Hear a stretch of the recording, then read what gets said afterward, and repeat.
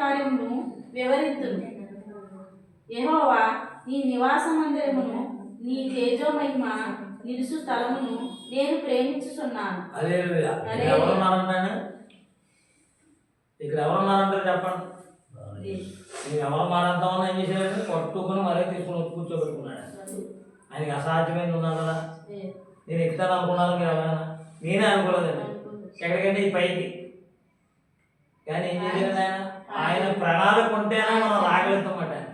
ఇక్కడ ఏమంటాడంటే ఆయన బలిపేట కట్టుకున్నాడంట. ఇక్కడ చేస్తున్న ప్రతి ప్రార్థన కూడా ఆలోచిస్తున్నాడంట. ఇక్కడ వచ్చిన వాళ్ళందరూ ఊరికే వదలంట. ఒక్కొక్కరికి ఒక్కొక్క పని ఉందంట. మనం చేయనన్నా కుదరదంట. ఇప్పుడు అడిగితే ఉదాహరణకు చెప్తాం. ఎవరో రమేష్, శ్రీలక్ష్మి గారిని, సూలమ్మని వీళ్ళందరినీ అడిగారు ఇక్కడ ప్రార్థన చేయండి. ఏం చేయాలని ఇక్కడ వస్తే మీరు తప్పించుకుని వెళ్ళిపోయారు చేయండి. కానీ ఇంకో దుఃఖం ఏం చేస్తానండి? దేవుడు పని ఉందంటారు లేదంటారా? అక్కడ చేస్తారు. అక్కడ చేస్తామని మళ్ళీ ఏం చేస్తారు? ఇంకో దుఃఖం చేద్దాం అనుకున్నారు. కానీ దేవుడు ఊరుకుంటాడంటారా? ఒక దుఃఖనే చేయాలని పని. ఇప్పుడు బెమ్మకాయడానికి పని చేయాలి, ఇక్కడ చేయాలి. నా దగ్గర చేస్తానని ఊరుకుంటాడంటారా? కుదరదా. ఆయన ఇక్కడ ఎన్నుకున్నాడు, ఇక్కడ ఏర్పరచుకున్నాడు. ఆయన పని నిమిత్తం ఆయన ఏం చేయాలండి? ఆవిడ ఏమనుకున్నా ఎవరేమనుకున్నా ఆయన పని చేసి వెళ్ళిపోవడం వరకే. ఎందుకంటే ఇక్కడ చెప్తాడు ఏమన్నాడండి? ఇక్కడ నా బలిపీఠం ఉందంటున్నాడు. ఇక్కడ ఆయన సింహాసుడిగా ఉన్నాడనమాట. ఇక్కడ చేస్తున్న ప్రతి ప్రార్థన కూడా ఆయన పాదాల కడిగి అవుతుందంట. నేనైతే చెప్పను, కానీ నన్ను పరిశుద్ధమైన గంధంలో మాట చెప్పాలి. ఏం చెప్తాడండి? నేను ఉన్నాను ఇక్కడ. ఇక ఏం చెప్పమంటాడండి? స్తుతించమంటున్నాడు, ఆరాధించమంటున్నాడు. ఇంకేం చెప్తాడండి? ఇప్పుడు మనం చర్చల నుండి రౌండ్ లేకపోతే వద్దని వారు ఇక్కడ ఏం చెప్తాడండి? ఆయన బలిపీఠం చుట్టూరు కూడా రౌండ్ వేయాలంట. మోకాలు రౌండ్ వేయాలండి. ఎలా వేయాలండి? మోకాలు నొప్పులు వస్తాయని ప్రార్థన మానేతలకొస్తుంది. మోకాలు నొప్పులు వస్తేనే బాధపడితేనే ఏమవుతాయి మన ప్రార్థన ఆయన ఆలకిస్తాడంట. అంతే కదండి.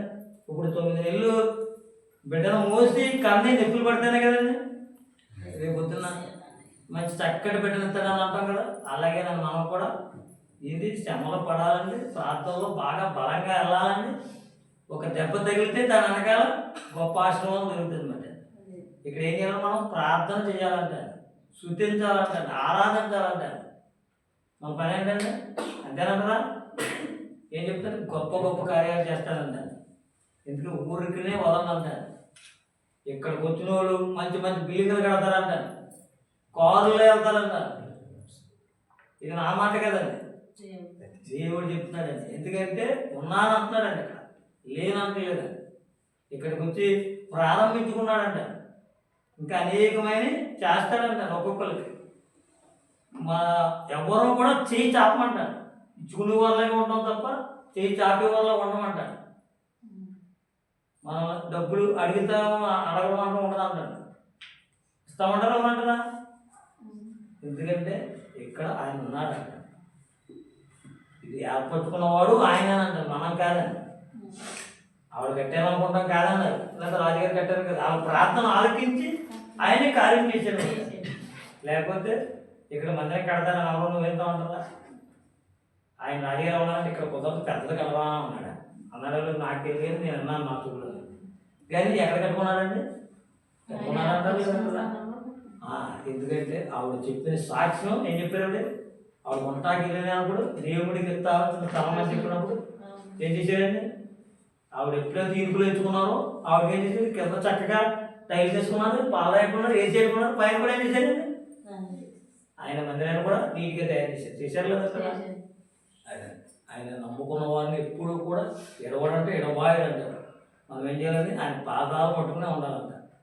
ఆయనకు వచ్చిన శ్రమలో మనకి చాలా తక్కువ అంటాడు. నా లెక్క వస్తే నేను ఉన్నాను, కొట్టుకుంటున్నాను, కొట్టుకుంటున్నాను. కానీ ఈ కొట్టుకోవడం వల్ల ఏమవుతుందంటే ఆశీర్వాదం ఉన్నాను. బాధపడకుండా ఒక గొప్పలు అవుతామండి. ఎవరైనా పిల్లపిల్ల అయినా ఉన్నారు, చాలా బాధపడితే గొప్ప సాగు కూడా వేయాలంట. ఇప్పుడు వాన వచ్చినా ఎండ వచ్చినా తిరుగుతున్నారు. తిరిగితేనే దాని బతుబాగా కనబడుతుంది అంట. నాలా పడుకుంటే ఏమవుతుందండి? రాదు కదండి. పని చేస్తున్న వాడికే బతుబాలం ఇస్తాను అన్నాడు. దేవుడి మాటలు దీవించి ఆశీర్వదించింది కాక. తండ్రి, ఈ రాత్రి కలశంలో ఇంటికి వస్తే నీ బలిపీఠం ఎక్కించి మాట్లాడుతాం. నాకు వస్తే తెలియదు ఎందుకు పనికి రాని వాడు తండ్రి ప్రభు. నన్ను ఎందుకు ఏర్పరచుకున్నావు తండ్రి ప్రభు. ఏమి ఇచ్చినా కూడా రుణం తీర్చుకోలేము తండ్రి నాయన. మట్టి లాంటి వాళ్ళం, దుమ్ము లాంటి వాళ్ళం తండ్రి నాయన. ఇక్కడికి వచ్చే వాళ్ళందరినీ కూడా నువ్వు ఆశీర్వదించాలని అనుకుంటాం తండ్రి. నీతిగా యథార్థంగా భయభక్తులుగా ఉన్నాం అనుకుంటాం తండ్రి. ఎందుకంటే నాన్న నేను ముందుగా నీతినే నెత్తుతాను అనుకుంటాను, నమ్మకాన్ని నెత్తుతాను అనుకుంటాను. నా ముందు భయభక్తులు కలిగి ఎవరుంటారు? వాళ్ళ గొప్ప ఆశీర్వాదం పొందుకుంటారు అనుకుంటుంది. ఇక్కడికి వచ్చి ప్రతి బిడ్డ కూడా నా తండ్రి ఇప్పుడు నిత్యము నిన్ను సూచించాలి తండ్రి, ఇప్పుడు నిన్ను ఆరాధించాలి తండ్రి, ఇప్పుడు గొప్ప కృప పొందుకోవాలి తండ్రి. ఇప్పుడు ఎందుకంటే నువ్వు అడగక ముందే ఇస్తాననుకోతండి. ఇప్పుడు నువ్వు కార్యాలు చేసే దేవుడు తండ్రి, అద్భుతాలు చేసే దేవుడు తండ్రి, స్వస్థతలు చేసే దేవుడు తండ్రి. ఇప్పుడు నీకేమి ఇచ్చినా కూడా మేము రుణం తీర్చుకోవాలి.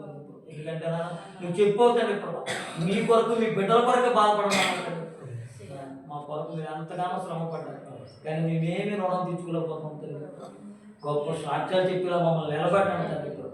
నాయన నా ముందు చేసిన ప్రార్థనలో నా ప్రార్థన ఇక వాక్యమైన ప్రతి బిడ్డనే కూడా పట్టుకుని నాన్న తండ్రి, ఎప్పుడు నిత్యము కూడా నాన్న నీ పాదాలు కూడా అడ్డకట్టుకోమని నా చిన్న ప్రార్థన పాదాలు తెచ్చుకోమని అడుగుతున్నాను తండ్రి.